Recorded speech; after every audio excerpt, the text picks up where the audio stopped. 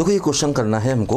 क्या क्वेश्चन है? 6x मतलब x 6 हमारे पास x है ना, 6 हमारे पास x है।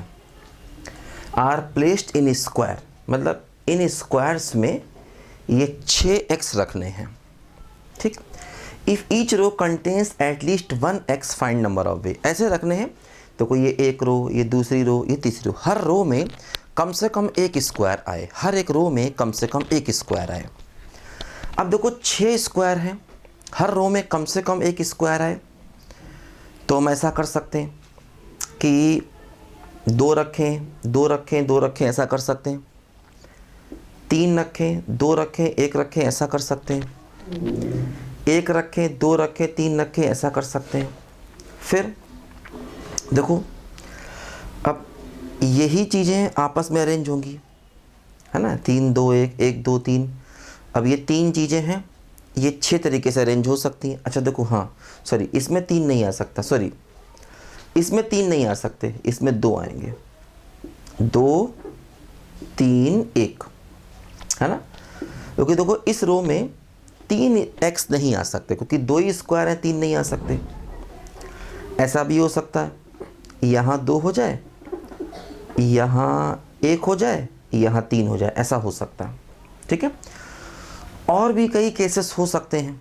देखो ऐसा हो सकता है 4 1 1, ऐसा हो सकता है, ठीक है। तो कई सारे केसेस यहाँ पर हमको बनाने पड़ जाएंगे, है ना। कई सारे केसेस देखो हमको यहाँ पर बनाने पड़ जाएंगे, ठीक है। 2 2 2 2 3 1 1 3 2 1 4 1, ऐसा हो सकता है कि इसमें एक स्क्वायर रखें, इसमें 4 रखें, इसमें 1 रखें, ऐसा हो सकता है, ठीक है। तो कई सारे केसेस बनाने पड़ जाएंगे।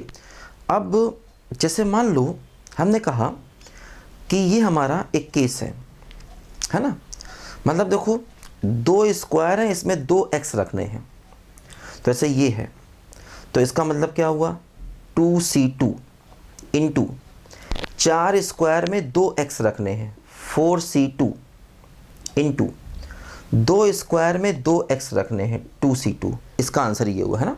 जो पहला केस देखो हमने बनाया, इसका आंसर ये हुआ 2, मतलब इस रो में 2 स्क्वायर रखने हैं, सॉरी 2x रखने हैं, तो 2 स्क्वायर में 2x रखने 2c2। इसमें 4 स्क्वायर हैं, 2x रखने 4c2। ये 2 स्क्वायर हैं, 2x रखने। इसमें देखो इसका क्या होगा, इसमें क्या है देखो 2x रखने हैं, 2 स्क्वायर है तो 2c2, 3x रखने हैं, 4 स्क्वायर हैं तो 4c3 और इंटू 2c1, ठीक है, बीच में प्लस, ठीक। मान लो ये केस लेके चलेंगे, तब क्या होगा सोचो। देखो ये 2 स्क्वायर है, 1x रखना है तो 2c1 इंटू 3 रखने हैं, तो क्या हुआ 4c3 इंटू 2c2, है ना। इसका देखो क्या होगा 1x रखना है, 2 स्क्वायर है, 1x रखना है ना, तो क्या हुआ 2c1 into 4c4 into 2c1। ऐसे करके देखो यहाँ पर हमें अलग अलग केसेस बनाने पड़ेंगे। लिखो जरा बच्चों इसको पहले।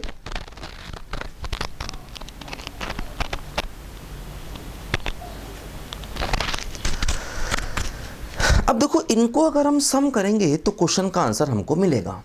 देखो क्या हुआ 1 4c2 की वैल्यू क्या होगी 6 और 1, तो फाइनली ये हो गया 6 प्लस ये क्या हुआ देखो ये 1 इंटू 2, 4c3 4 होगा तो इसकी वैल्यू हो गई 8, ठीक है।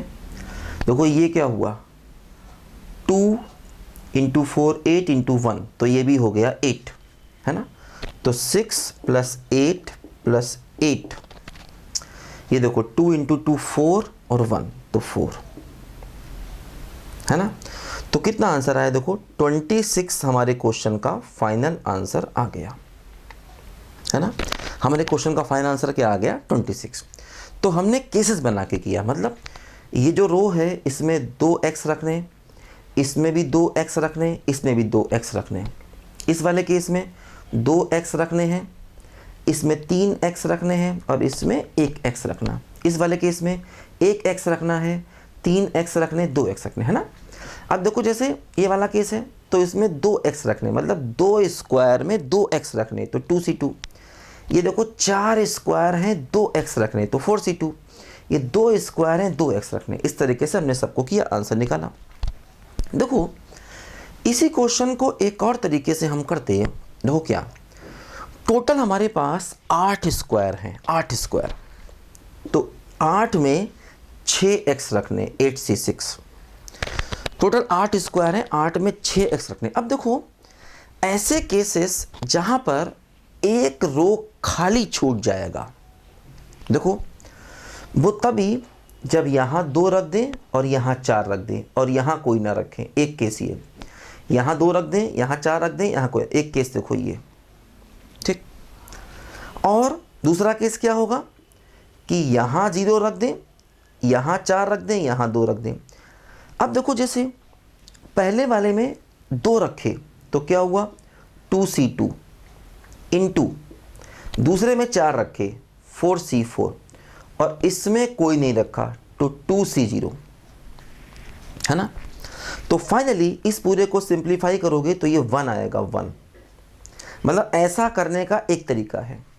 और प्लस ऐसा करने का, देखो यहाँ पर कोई ना रखें तो 2c0, इसमें 4 रखें तो 4c4 और इसमें 2 रखें, ऐसा इसका भी आंसर 1 ही आएगा। तो 1 + 1 2।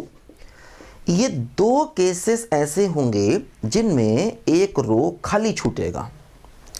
अब जो रो खाली छूटेगा वो या तो पहला रो खाली छूटेगा या तीसरा खाली छूटेगा। दूसरा खाली नहीं छूट सकता क्योंकि हमें 6x रखने हैं, 6x, ठीक।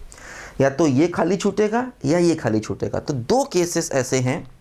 देखो इस वाले केस में ये रो खाली छूट गया और इस वाले केस में ये रो खाली छूट गया। ये देखो 2 केसेस ऐसे हैं जिसमें 2 रो खाली छूट गए।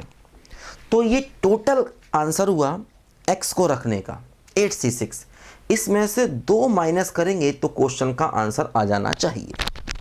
तो कैसे, 8c6 की वैल्यू निकालो, 8 फैक्टोरियल 6 फैक्टोरियल 2 फैक्टोरियल -2 क्या होगा, देखो 28 - 2 तो फाइनली कितना हो गया 26। तो यही क्वेश्चन ऐसे भी कर सकते हैं, उल्टा सोचें।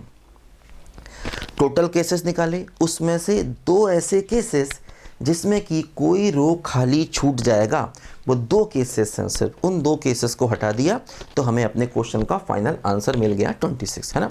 28 टोटल केसेस हैं, उसमें से 2 माइनस कर दिया तो हमें अपने क्वेश्चन का फाइनल आंसर क्या मिल गया 26, है ना।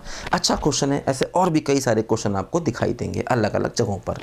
लिखो बच्चों ध्यान से, सब वेराइटीज ऑफ क्वेश्चन देखो है, ये अलग अलग प्रकार के सवाल हैं ये।